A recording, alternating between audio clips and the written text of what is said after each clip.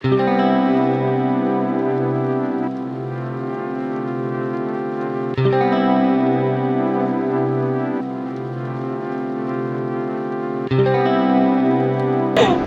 I'm Avishi. Welcome or welcome back. This is my bestie, Aisha. Hi, Aisha, I'm please introduce Aisha. yourself. Hello, I am Aisha and I'm in 10th grade and I'm doing igcse and I'm so excited to be here. I am doing cbse, as you might already know. So basically, today we're going to talk about what it's like to be in cbse versus igcse, and just trying to help you make your decision because no one helped us make ours. So let's start with talking about our subjects and like what the curriculum is like as a whole. So Aisha, go ahead. Okay, so igcse is like this international board. I think it's British. It's by Cambridge, and in igcse you get to choose your subjects in ninth grade. So the compulsory subjects are obviously English, maths, a second language which I took Spanish, and then you have to choose five other subjects. So I took all three sciences: physics, chemistry, and bio, and I took eco and history. Plus, I also took additional maths because I really don't know why. Wish I hadn't taken it, but I did take it, and it's fun. Um, so yeah, you get to choose your subjects, and it's really fun in the beginning because it's very different from cbse. Because I did cbse till eighth grade, and yeah, it's a very different learning experience. Yes, and in CBSE, as you might know, we have no choice except for our second language. I took Sanskrit in sixth grade until eighth grade for my third language, and that was a pretty bad decision. I sucked at it. In fact, I almost failed in eighth grade, which is amazing. But my Hindi is slightly better than my Sanskrit, so I've taken Hindi. All of my other subjects, such as the basics, SST, science, English, Hindi, maths. That's it. Yeah, so in total in CBSE you have five subjects, Yes. and in IGCSE you have nine because you also have two Englishes apparently. There's one that's first Yes. language English, and there's one English literature, which is really fun. Okay, so English in IGCSE is probably the one that's most different from CBSE in terms of everything, like syllabus and teaching methods and everything. So in literature, what we do is we have this collection of poems. Our school chooses 15 poems that we have to do, and for our school, we were doing poems by this British poet, Carol Ann Duffy. Plus, we've done two books. So there's one drama, which is The Crucible by Arthur Miller, and the second one, which I really like, is 1984 by George Orwell. Yeah, in IGCSE, you do book studies. Firstly, you do a drama, which I said was Crucible, and you basically analyze how the drama is written and everything about it, and you write an essay about it, just one essay in your final exam. And same with the book and the poems, you read them, you analyze them throughout the 2 years of the course. Oh yes, IGCSE is also a 2 year course. So everything that you do in ninth and 10th comes in your final exams at the end of 10th. And you in English you just like writing long essays about it. And FLE, which is first language English, is just like creative writing, which is pretty much the same as CBSE, I guess. That you just have to write long comprehensions, not comprehensions. Yeah, you have to write like long creative writing pieces, and you also have to do like comprehensions and stuff. Okay, so that sounds so interesting. So much more interesting than CBSE English. Um, so CBSE English, shall we talk about CBSE English? It's very basic. We have two textbooks. One is called Beehive and the other is called Footprints Without Feet. And they're both tiny textbooks and they have a bunch of chapters that we have to read. And honestly, it's kind of like all of them are mainly like short stories and poems. So it's pretty easy to understand and study. And like Aisha said, they have to write essays and stuff. But for us, creative writing is the maximum creative writing we do is writing letters. That is English. It's pretty easy. And yes, we have one subject, unlike IGCSE for English. So in CBSE, it's more like you learn like the skills of the language. Maybe like if you in the future ever need to write a letter, you'd know how to write it because you've learned the skill. And it's just the basics of the language so that you know enough to know the language. And Yeah, in and IGC, you'll totally need to write a letter one day, definitely. yeah, of course. And in IGCSE, they assume that you already know all of that stuff. And in IGCSE, English is the language where you can like properly use your brain to like grow as a person, because a lot of it is not in the syllabus. Like you know how there are mark schemes to grade exams, which the examiners use.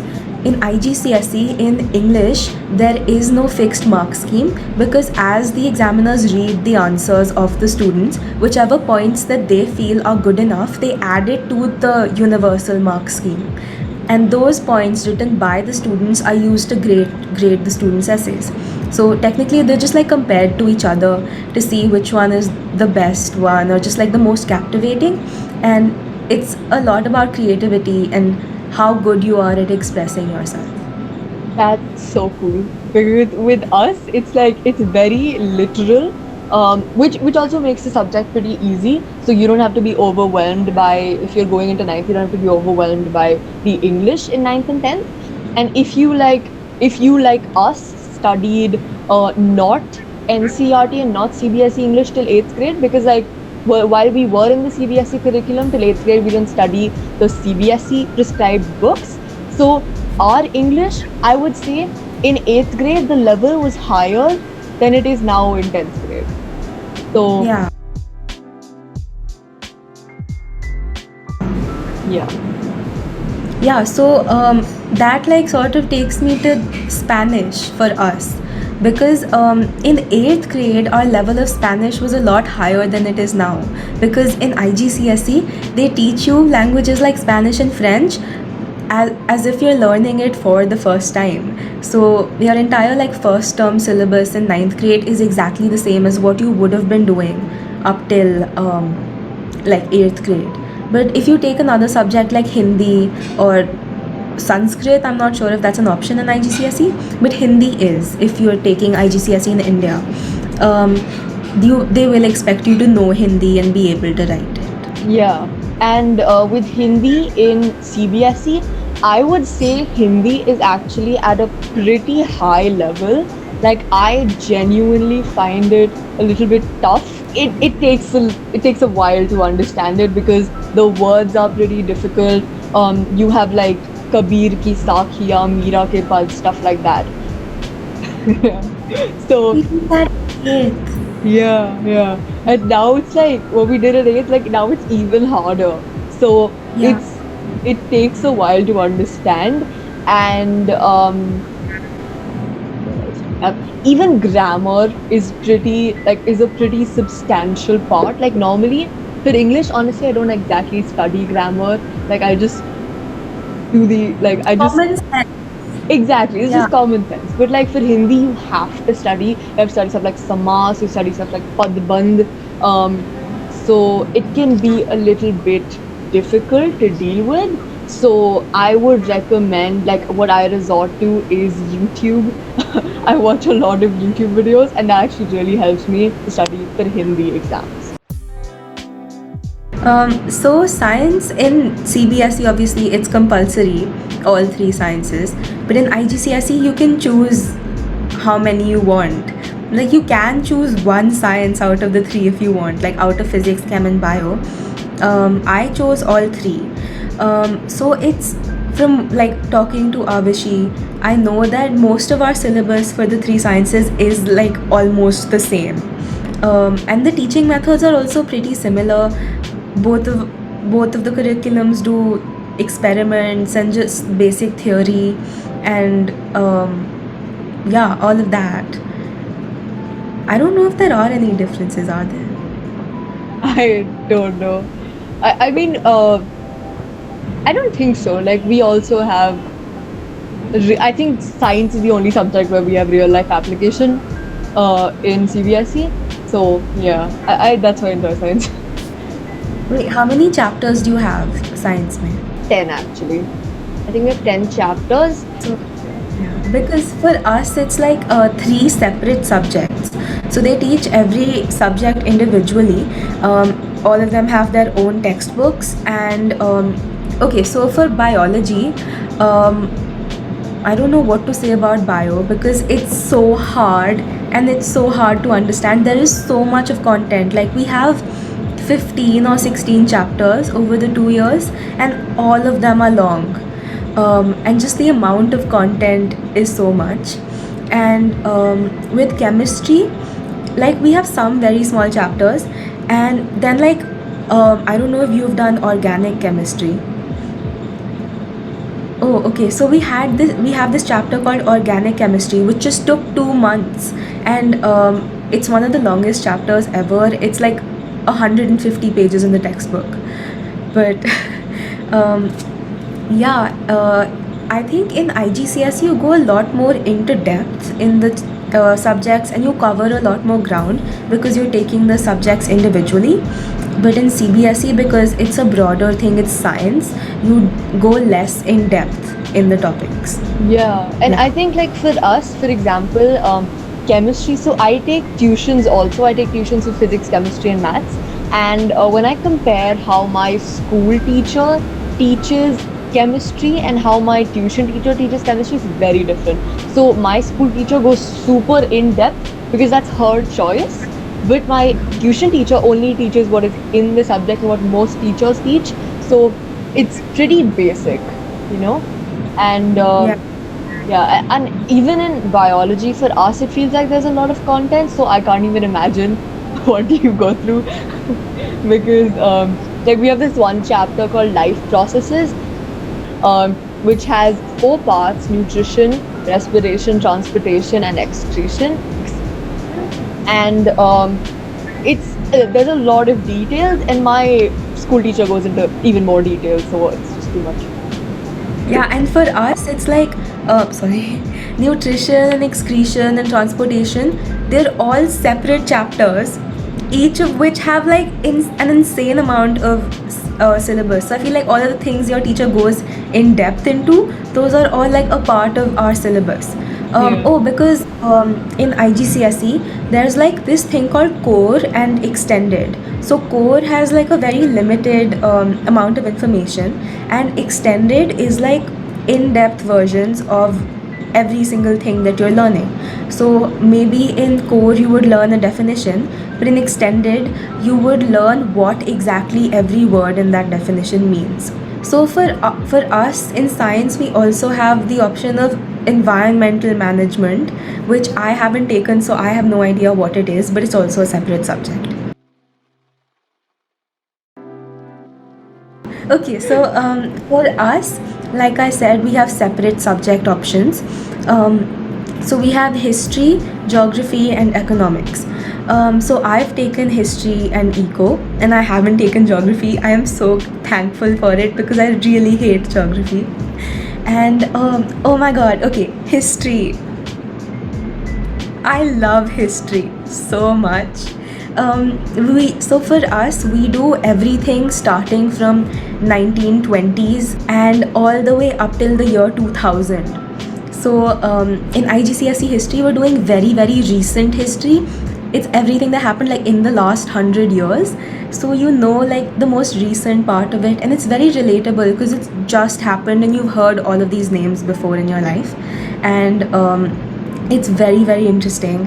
You don't have to learn up any stuff because you have to write essay type questions instead of them just asking you like what year did this happen in. You'll have to write an essay in which it will be useful for you to know that this happened in this year, but you can include that in your essay if you want. They won't like judge you if you don't know the date of one thing. They'll maybe cut a mark, but they won't judge you for not knowing it. And Yeah, it's very, very different from CBSE history because you don't have to mug up things. You have to like understand them and form your own opinions on it. Oh yeah, we have this one thing called a source paper where they just give you sources from newspapers or speeches or books or anything written about your syllabus content, and you have to talk about it and like talk about what the message in this source is. Maybe they'll give you two sources and ask you to compare and contrast between them. Such a lot of your own thinking, and you're like a historian in like the class, just figuring out stuff for yourself instead of mugging up a textbook. That is so cool. Like, I can't even imagine being in a curriculum like that because CBSE history, I could go on and on talking for hours about how much I despise CBSE history. It is just, I swear to God, our history textbook looks very thin. It is very thin. It's like this thick, okay? But you have to memorize every freaking word in that book, and it is horrifying. I hate it. It's just, it's a lot, and you don't even have an option. So if you're taking CBSE, I am sorry, you will just have to struggle with history for 2 years. You just have to study it, and then you can drop it if you want to. Like I will be dropping it. Very much be dropping it the second I can in 11th grade. So yes, that is what CBSE history is like, and that is also what CBSE geography is like, and pretty much SPL and economics too. SPL is social and political, like. Economics is the only subject where it's slightly like you can discuss and it's more understanding based.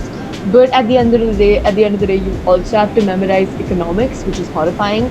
But you have a little bit of application where you have like reading graphs and doing like calculate the GDP of if this much is produced, blah blah blah. So like all of that is there, but that is a very very very small part of economics. Yeah, same for us also. Like, I think that because for both of the curriculums, it's the first time that we're ever doing economics. Like, we haven't done it before in 8th grade. So, the main aim of eco is to help us understand the basics of it. So, the syllabus, of course, would be mostly the same. We do microeconomics and macroeconomics and just like the basics of the entire thing, and which is why it's pretty much the same for us too. Oh, and also in history, I feel like even in igcse you have to memorize every person's name and everything they did and every impact that they had. But I think the teaching styles are so different, because for you guys the aim is to memorize the textbook, but for us the aim is to know the textbook, but they'll never ask us to directly quote anything from the textbook because our answers should have all the evidence, but it'll be nothing like no words or phrases or paragraphs taken from the textbook. Yeah, so for us, it's like in history, a question that we would get is like an 8 marker, 10 marker kind of question. So, for example, it would be something like, how far do you think Stalin was responsible for the start of the Cold War? So obviously you'll have to know everything that Stalin did, when he did it, who all did stuff to contribute to the Cold War, but it's your ideas and how far you think. So you could either say that Stalin was mostly responsible, or you could say that Stalin was barely responsible. So you can have multiple different kinds of answers. Even though you'll have to know the content, you can write so many different things, and you'll almost always get marks if you know what you're talking about. It's insane to me that you guys have 8 markers and 10 markers because the maximum marks for a question we have is 5. You cannot get, you don't have a 6. Yeah, you just have 1 markers, 2 markers, 3 markers, and 5 markers. That is it. I feel like igcse history is much more difficult than CBSE history then, because not only do you have to memorize, you also have to understand and be able to apply it. A lot of our history classes through most of 9th and 10th weren't syllabus classes. They were skill classes where our teacher would like teach us how to write an answer, how you're supposed to analyze stuff. Like, you have to write an intro, you have to write what you think was the main cause, and you have to like find out the main causes and then elaborate on that. So it's because you guys have never done that skill before, and even we had never done it. So it took us so much time to like learn how to do it. And that's why it's so different, like just the way you have to answer and the way you have to write stuff. So even though like the syllabus for both of us in science is mostly the same, the way you write the answers is so different. Like, that's the main difference. In igcse, the only choice that you really have is that you can take additional maths, which is so different from the other maths. So in my IGCSE batch, there are around 45 to 48 kids, and 14 of them have taken ad maths.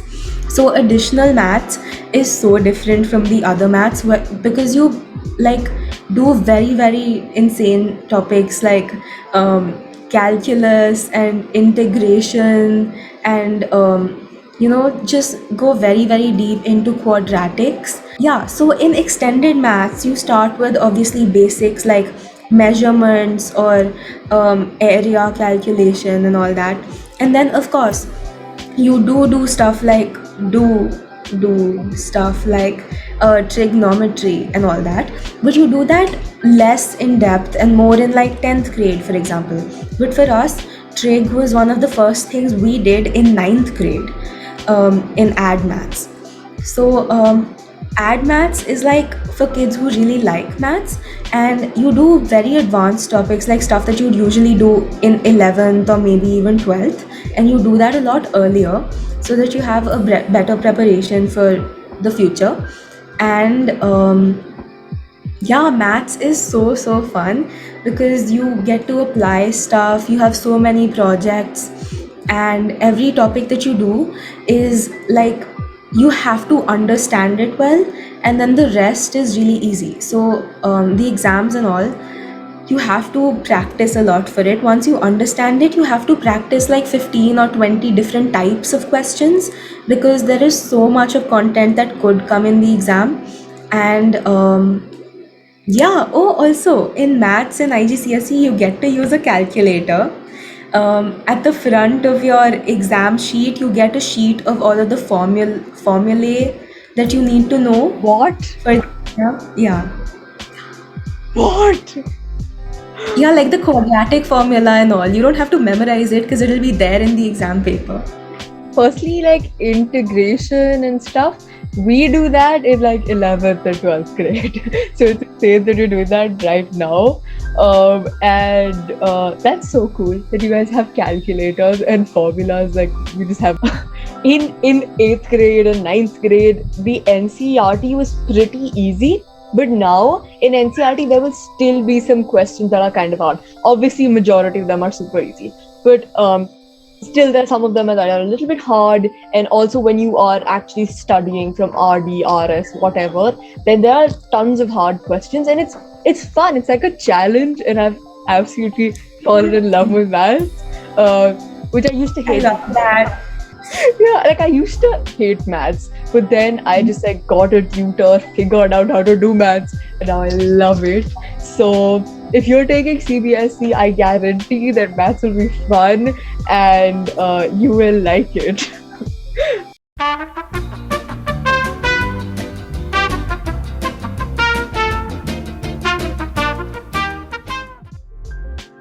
Thank you so much for coming, Aisha. This was so much fun. Thank you so much for having me. I had so much fun talking about how much I like maths and hate science. And this was really interesting, actually. It was really fun. Yes, exactly. Yeah.